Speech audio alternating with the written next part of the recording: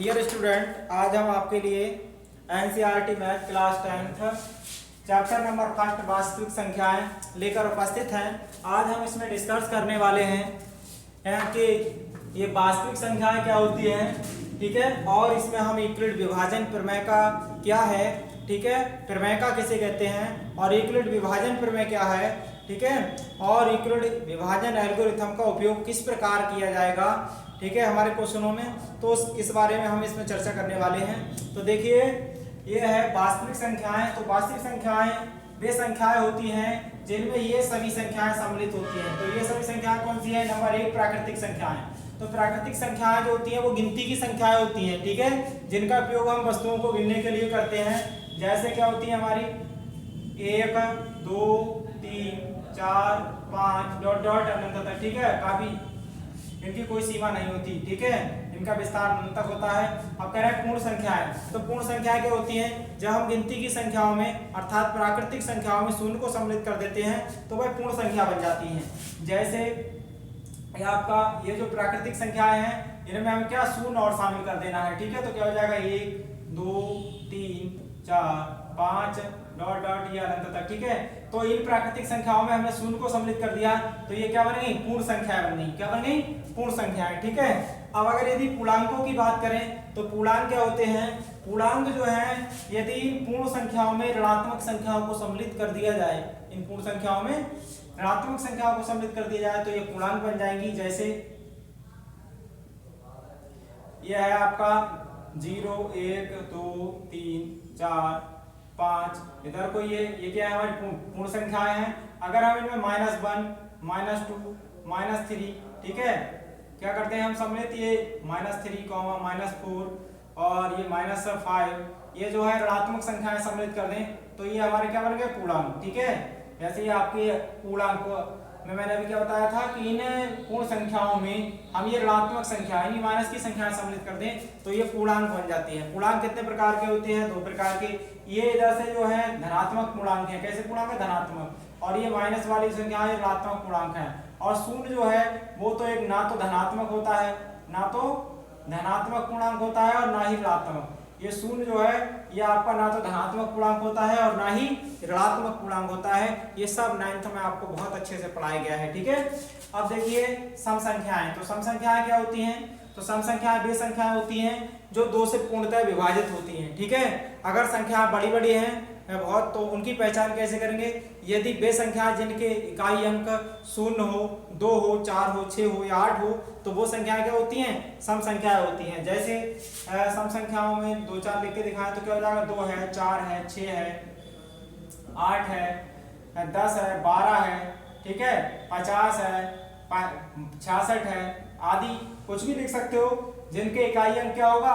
या तो फिर 2 होगा या 4 होगा, 6 होगा, 8 होगा या 0 होगा, ठीक है। आया ना बात समझ में? तो इनमें से जिन संख्याओं बड़ी बड़ी संख्याएं हैं तो आपको ऐसी पहचानना है, ठीक है। तो सम संख्याएं होंगी। और फिर है विषम संख्याएं। तो विषम संख्याएं वो होती हैं जो 2 से पूर्णतः नहीं कटती हैं।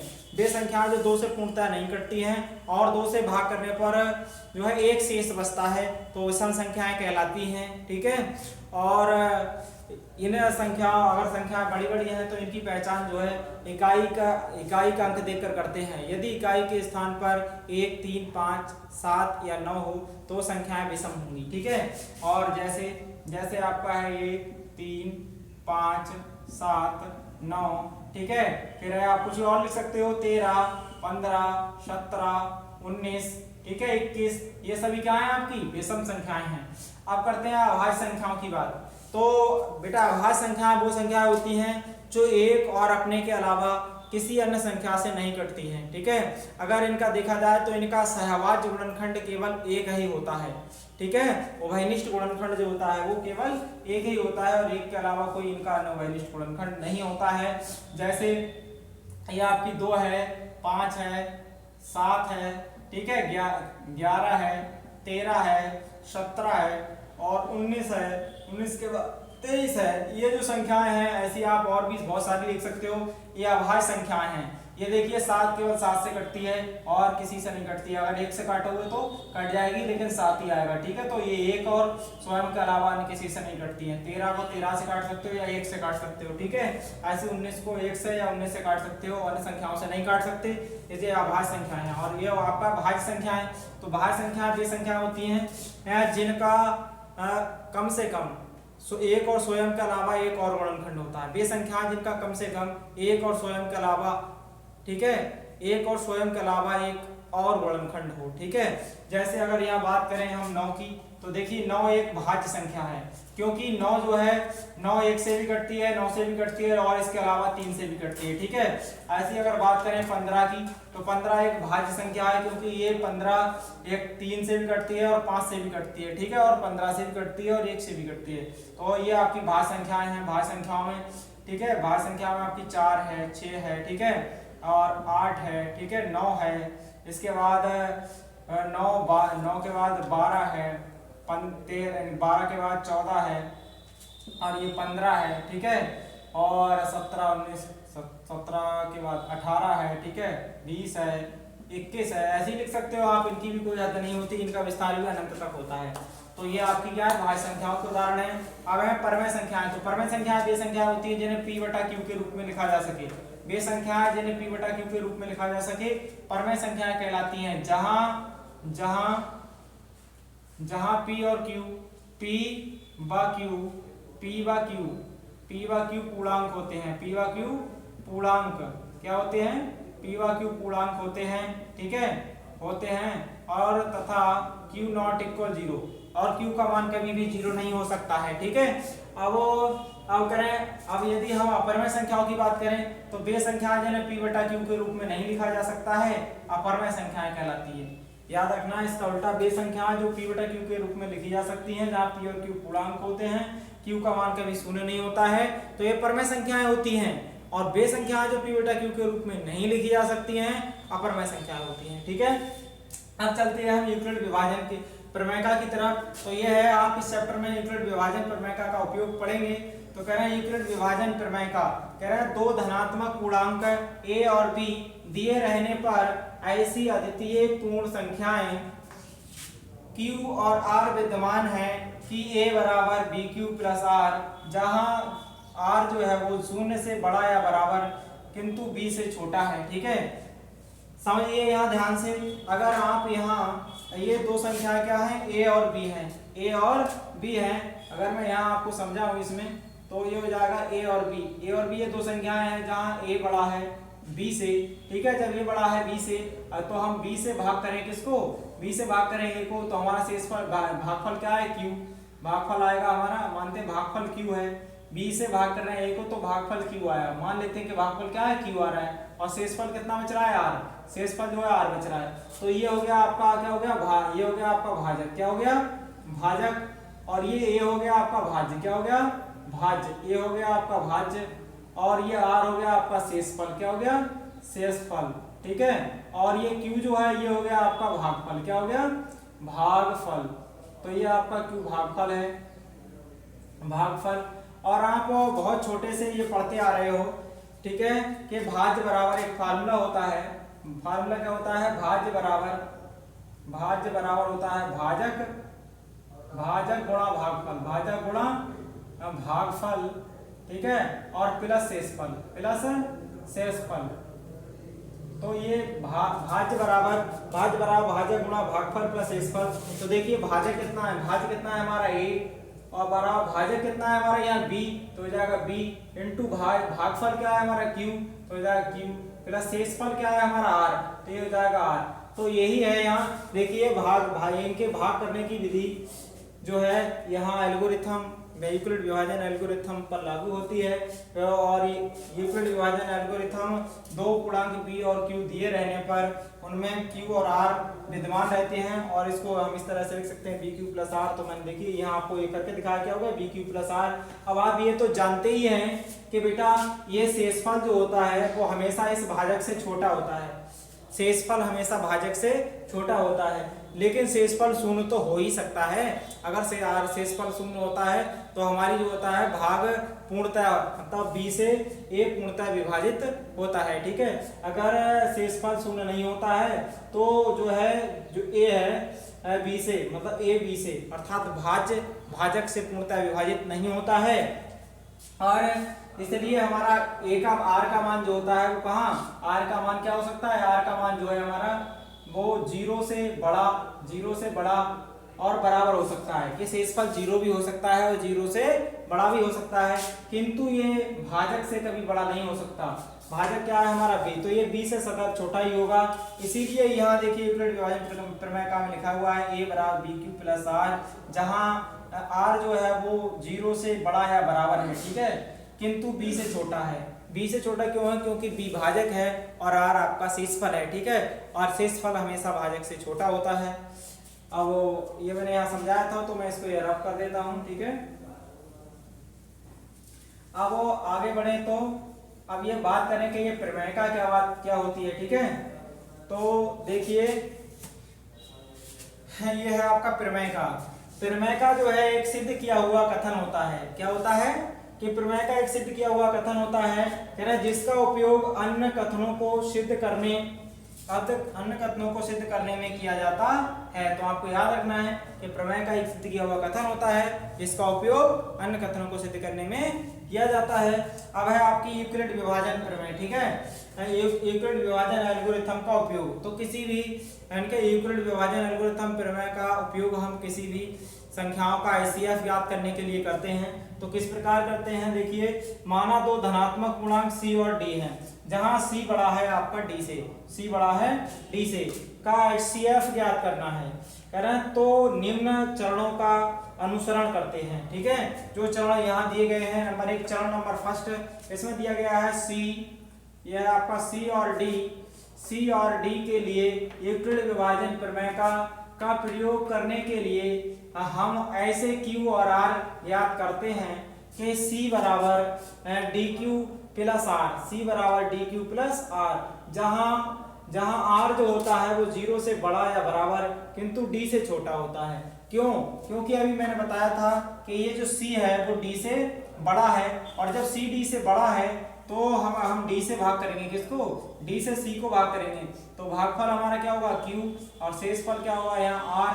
मान लिया हमने भागफल Q शेषफल R है, तब क्या हो जाएगा, ये मैंने पढ़ाया था कि भाज्य बराबर भाजक, भाज्य क्या है C, तो C बराबर भाजक क्या है हमारा D, क्या हो जाएगा D, और भाजक गुणा भागफल होता है, भागफल है हमारा Q, तो ये हो जाएगा Q प्लस होता है शेषफल, तो ये हो जाएगा भाज्य बराबर भाजक गुणा भागफल प्लस शेषफल, तो ये गया हमारा C बराबर क्या हो गया DQ प्लस R, ठीक है। जहां R जो होगा, जहां R क्या है शेषफल है और D क्या है भाजक, तो R जो है 0 से बड़ा या बराबर, ठीक है, किंतु D से छोटा होगा, भाजक से छोटा होगा। इसीलिए ही इसको लिखा गया है कि C और D के लिए यूक्लिड विभाजन प्रमेय का प्रयोग करने के लिए हम ऐसे Q और R ज्ञात करते हैं कि C बराबर DQ प्लस R, जो मैंने आपको यहाँ समझाया किस प्रकार आया। कह रहे हैं जहाँ R जो होता है वो 0 से बड़ा या बराबर किंतु D से छोटा होता है। अब कह रहे हैं यदि चरण 2 में कह रहे हैं यदि R बराबर 0, R की वैल्यू जो है आपकी 0 हो जाती है, R का मान क्या आ जाता है 0। अगर R का मान 0 हो जाता है तो इनके D C और D का HCF होता है, HCF का मतलब मासापा होता है, ठीक है।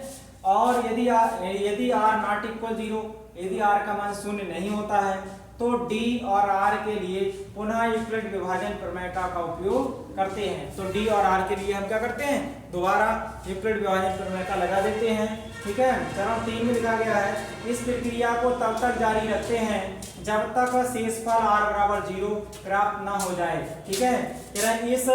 इस स्थिति में प्राप्त भाजक वांछित HCF होता है, ठीक है। जब हम एल्गोरिथम को बार बार लागू करते रहते हैं तब तक जब तक शेषफल 0 ना हो जाए, और जब हमारा शेषफल 0 हो जाता है तो जिस भाजक से शेषफल 0 होता है वही भाजक हमारा क्या कहलाता है, HCF कहलाता है, ठीक है, मासापा कहलाता है। तो मैं आशा करता हूं कि आप इन संख्याओं के बारे में, ठीक है, वास्तविक संख्याओं के बारे में समझ गए होंगे। मैंने बताया था कि ये सारी संख्याएं जो मैंने आपको पढ़ाई, ये सब जो है किसके अंतर्गत आती हैं, वास्तविक संख्याओं के अंतर्गत आती हैं। तो ये सब संख्याओं के समूह को क्या कहते हैं, वास्तविक संख्याएं कहते हैं। यूक्लिड विभाजन प्रमेय का पर हमने चर्चा की, ठीक है, और प्रमेय का क्या है ये भी मैंने आपको बताया, और यूक्लिड विभाजन प्रमेय का उपयोग किस प्रकार किया जाता है ये भी आपके लिए बताया गया है, ठीक है। तो आइए एक सवाल जो है हम HCF ज्ञात करने का कर लेते हैं। आपकी एक्सरसाइज जो है 1.1 से, तो एक्सरसाइज 1.1 में ये जो है HCF पूछा गया है। क्वेश्चन नंबर फर्स्ट आपका, क्वेश्चन नंबर फर्स्ट में कह रहे हैं कि निम्नलिखित संख्याओं का HCF ज्ञात करने के लिए यूक्लिड विभाजन एल्गोरिथम का उपयोग कीजिए। तो फर्स्ट का पहला ऑप्शन है 135 और 225, 135 और 225। तो यहाँ हम HCF निकालेंगे इसका।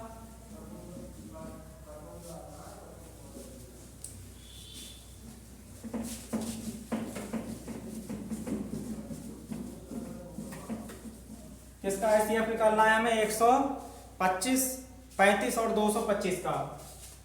क्वेश्चन नंबर फर्स्ट का ऑप्शन नंबर फर्स्ट क्या है, 135 और 135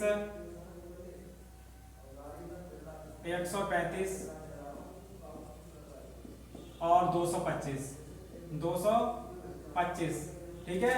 क्या निकालना है हमें, HCF निकालना है, ठीक है, वो भी एल्गोरिथम के उपयोग से, विभाजन एल्गोरिथम उपयोग से। तो क्या हो जाएगा, हमें सबसे पहले लिखेंगे सॉल्यूशन, और यहाँ लिखेंगे हम HCF ऑफ, क्या लिखेंगे, 135 और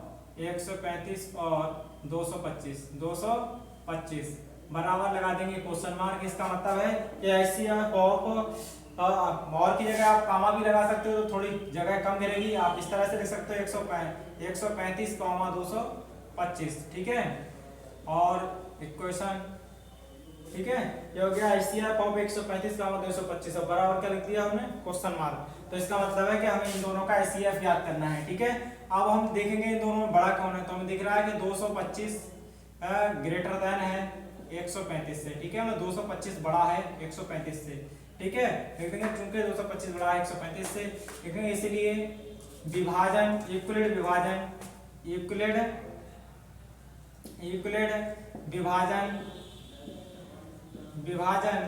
एल्गोरिथम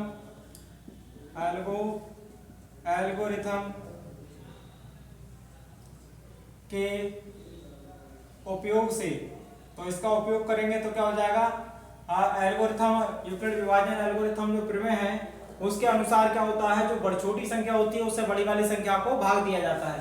तो यहाँ जो है छोटी संख्या 135 है, ठीक है, तो इससे हम 135 से भाग करेंगे, 135 से भाग करेंगे किसको, 225 को, और जब 225 को भाग करेंगे तो एक ही बार जाएगा, कितना हो जाएगा, 135 एकम 135, तो यहाँ एकम का 1 और घटाएंगे तो यहाँ बचेगा आपका 0, और यहाँ बचेगा, यहाँ 12 में से 3 घटाओ तो कितना बचेगा 9, यहाँ रहेगा 1 में से घटाएंगे 0। तो यहाँ देखा हमने कि अब हमारे पास कोई संख्या भी नहीं उतारने को, ठीक है, तो हमारे पास कितना शेष बच रहा है, 90 है, ठीक है, 90 शेष बच रहा है। यहाँ जो है हमारा भाजक है 135 और भाज्य है 225, भागफल है 1 और भाजक कितना है, भाजक है हमारा 90 है, ठीक है। तो मैंने क्या बताया था अभी, लिखते क्या है हम, स्टेप 1 में लिखेंगे भाज्य बराबर भाजक। भाज्य क्या है हमारा 225 है, तो ये हो जाएगा भाज्य, और बराबर हो जाएगा भाजक। तो भाजक कितना है हमारा 135, और गुणा में क्या लिखा जाता है, भागफल। तो भागफल कितना है हमारा 1 और प्लस शेषफल, तो शेषफल कितना है हमारा 90 है, ठीक है। हम देख रहे हैं कि r का मान 0 नहीं है, तो लिख देंगे r नॉट इक्वल 0। इस स्टेप में r का मान 0 नहीं हुआ। जब r का मान 0 नहीं होता है तो स्टेप 2 में बताया गया था कि भाजक और शेषफल पर पुनः एल्गोरिथम प्रमेय लागू कर दी जाती है। तो हम पुनः एल्गोरिथम लागू कर देंगे, तो इसे 90 से आप किसको 135 को भाग करेंगे। अब यहाँ देखें तो जाएगा 90 से 135 को भाग करेंगे तो एक बार जाएगा 90 एकम का 1 घटाएंगे तो कितना बचेगा आपका, यहाँ बचेगा 45, कितना बचेगा आपका 45, ठीक है। हमने देखा हमारे पास सब कुछ उतारने को नहीं है, तो हमारा शेषफल कितना है 45, और भाजक कितना है 90 है, भाज्य कितना है 135 और भागफल कितना है 1। तो यहाँ भी एक दूसरी स्टेप में क्या हो जाएगा, हमारा भाज्य कितना है 135 है इस बार में, और भाजक है हमारा 90 है तो 90 लिखेंगे, गुणा भागफल कितना है हमारा 1 तो 1 लिखेंगे, और प्लस शेषफल, तो शेषफल कितना है हमारा 45। हमने देखा कि इस स्टेप में भी हमारा r का मान 0 नहीं है तो जाएगा r नॉट इक्वल 0। जब r का मान 0 नहीं है तो फिर पुनः इस शेषफल और इस नए भाजक के लिए एकीकृत विभाजन का उपयोग करेंगे। तो अब की बार फिर इस 45 से इस 90 को भाग करेंगे तो क्या हो जाएगा, अब की बार हो जाएगा 45 दूनी 90, तो दूनी का 2 उधर चला जाएगा, 90 यहाँ लिखेंगे और घटाएंगे तो शेषफल कितना हो जाएगा 0।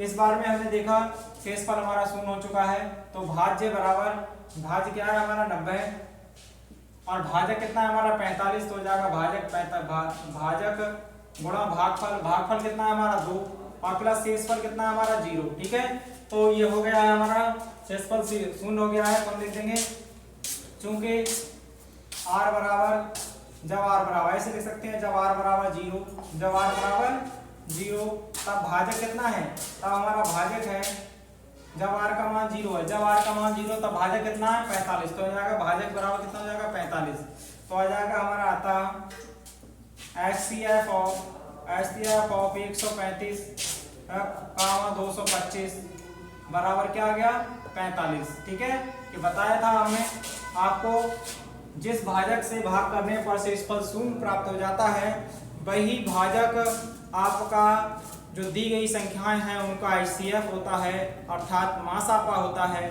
तो इस तरह से मैं आशा करता हूं कि आपको ये सवाल समझ में आ गया होगा और अब आप HCF यूक्लिड विभाजन प्रमेय के उपयोग करके ज्ञात कर सकते हैं। ठीक है, तो आपके लिए होमवर्क में मैं 2 सवाल देता हूं, एक मैंने कराया है और 2 आपके लिए होमवर्क में देता हूं, ये आप स्वयं करना। इसमें लिखा हुआ है आपका दूसरा ऑप्शन है फर्स्ट क्वेश्चन का, कह रहे 196 और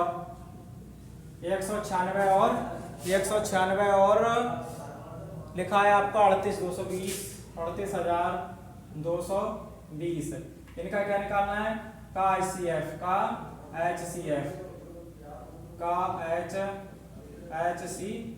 इनका HCF ज्ञात करना है तुम्हें। तीसरा सवाल है, तीसरा सवाल क्या है आपका 867 और लिखा है आपका 255 इनका भी आपका का HCF सामने मैंने क्वेश्चन मार्क लगा दिया, इसका मतलब है आपको इन दोनों का HCF इसी तरह से यूक्लिड विभाजन प्रमेय का उपयोग करके ज्ञात करना है। अगर कहीं दिक्कत हो तो आप कमेंट करके पूछ सकते हैं। ठीक है, आज के लिए इतना ही। ठीक है, लेकिन इससे पहले मेरी आपसे एक विनती है कि वीडियो यदि आपको पसंद आए, ठीक है, तो लाइक और सब्सक्राइब करना ना भूलें। ठीक है, और अपने अधिक से अधिक मित्रों में से शेयर भी करें। ठीक, धन्यवाद।